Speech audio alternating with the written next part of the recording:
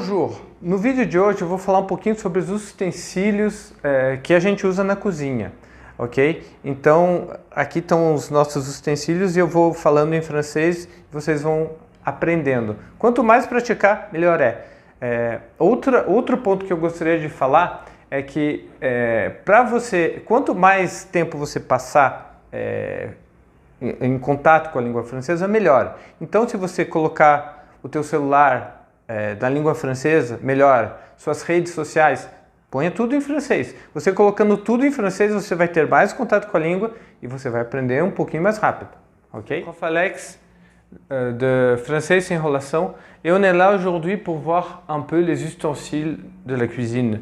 Alors, on va parler des assiettes, des fourchettes, des couteaux, etc. Alors, on va commencer par l'assiette. L'assiette, la petite assiette, petite, grande assiette, d'accord? Assiette. J'ai pas d'assiette creuse. Creuse, c'est où on mange la soupe. J'ai pas d'assiette creuse ici, mais une grande assiette, une petite assiette, d'accord? Deuxième chose, on va parler des verres. Alors là, on a un verre, un verre. Ici, on a un verre à vin, généralement vin rouge, d'accord, dans le plus grand pour que le vin respire.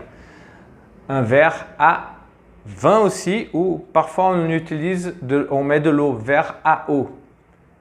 Et enfin, le verre à vin blanc, qui est un peu plus petit.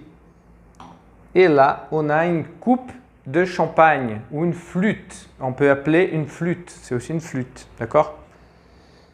Très bien. Alors, on a vu les verres, on a vu les assiettes. Maintenant, on va voir autre chose. Souvent, les gens confondent généralement une tasse avec le verre. Ça, c'est un verre, ça, c'est une tasse. Tasse, verre, d'accord? Il ne faut pas confondre. Tasse, verre. Hop! J'ai confondu moi-même. Pardon. Verre, tasse. D'accord? Pardon. Ok. Alors, autre chose. Une tasse, une grande tasse, une petite tasse. D'accord? Une grande tasse, une petite tasse. Voilà. Une soucoupe, une petite soucoupe, une grande soucoupe. Voilà. Il ne faut pas confondre comment j'ai fait. Une tasse, un verre, d'accord? En portugais, on confond parce que en portugais, verre c'est tasse, d'accord? Et ça, xícara. Donc c'est pas la même chose. En français, c'est le verre et ça c'est la tasse. Très bien, et c'est aussi la matière. Ça c'est du verre, c'est du cristal, mais c'est du verre, d'accord? Ok, maintenant passons aux couverts. Les couverts, on a la fourchette, le couteau et la cuillère. Alors, on a une grande fourchette, on a une petite fourchette, un couteau moyen, médio, un petit couteau et un grand couteau. Ça, c'est un couteau à cuisine. Tu ne vas pas aller au restaurant, monsieur? Un couteau? Non. D'accord? Ça, c'est un couteau de cuisine, un grand couteau. Il est énorme. D'accord? Attention. Maintenant, on va parler des cuillères. On a une grande cuillère. On va dire, elle est énorme. C'est pour une cuillère à servir. On a une cuillère grande, plutôt moyenne. Une cuillère moyenne. Et une petite cuillère, c'est la cuillère à café, d'accord, pour mettre le sucre. Très bien. Et autre chose qu'on a sur la table, c'est un bol, d'accord, un bol. Voilà, on a parlé un peu des ustensiles de la cuisine. Bien sûr, il ne faut pas confondre tasse avec verre, verre avec tasse, n'est-ce pas? C'est important de ne pas confondre. Et voilà, donc fourchette, couteau, cuillère, louche, d'accord? Une louche.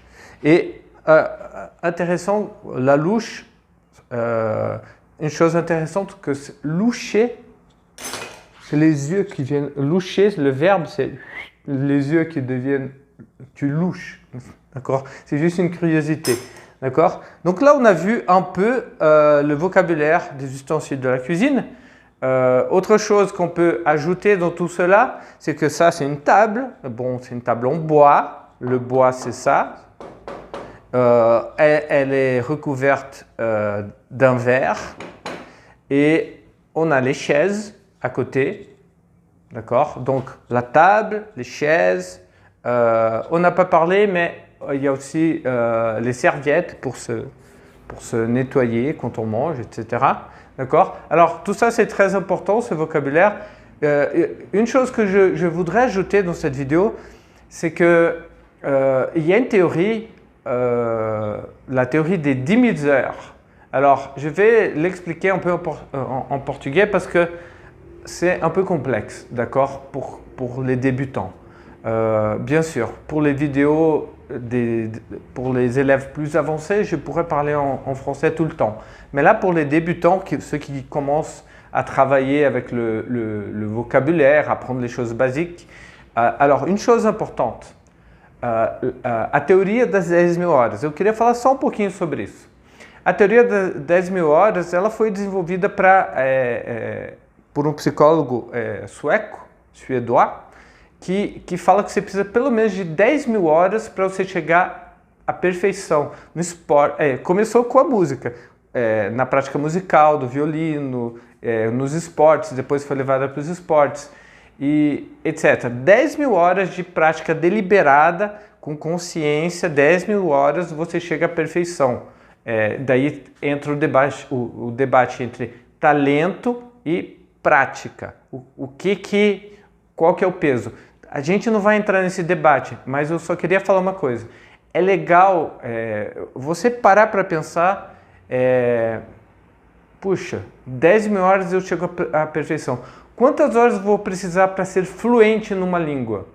Bom, quando a gente fala de língua materna, langue maternelle, francophone, lusophone, etc., as crianças começam a praticar desde neném, vão aprendendo muito rápido, a língua. Vocês acham que em 6 meses é possível você chegar a um nível de maestria, de você falar fluentemente uma língua? Couramment le français, couramment l'italien, fluentemente o português? Eu deixo essa questão e cada um pode chegar à sua conclusão, mas pensem a respeito disso. Vou terminar o vídeo de hoje justamente com essa provocação. Vocês acham que em 6 meses você pode ficar fluente num idioma? Não importa qual. Vocês acham?